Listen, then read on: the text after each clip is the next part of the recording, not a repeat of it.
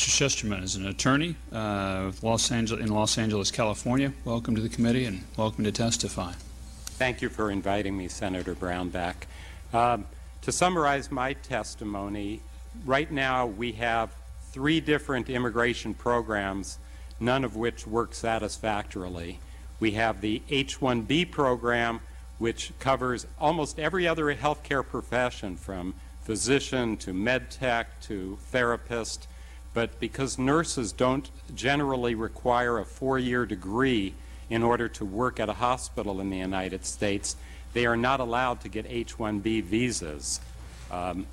They are allowed to get H-1C visas, which was a program that was sponsored back in 1999, but to date not one single nurse has been able to qualify.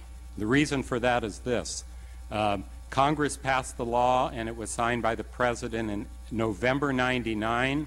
The Labor Department in September of 2000 came out with regulations. In the regulations they specified that only 14 hospitals in the entire United States could possibly qualify.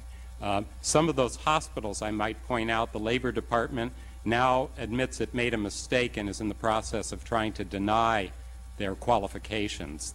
They're not in an underserved area back in 1997, which is what the law required, and the Labor Department says you just don't qualify.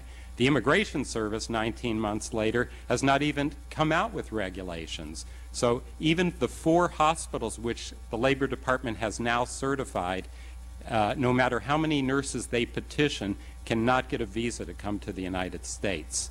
Those are the only 2 temporary visa programs.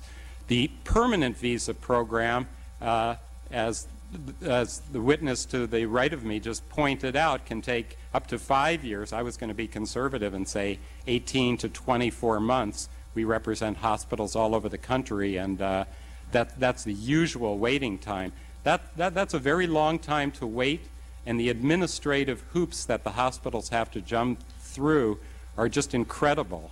I've talked to various people during the break, and I can see that, you know, the real crux of this is that there's all sorts of labor management issues, but I don't think that's the function of this committee. I think the function of this committee would be to sponsor a temporary nurse program that is streamlined and that worked very well from 1952 up until when it was expired, despite the Labor Department's committee's recommendation that it be continued back in 1995. And I commend you to consider introducing legislation along that order.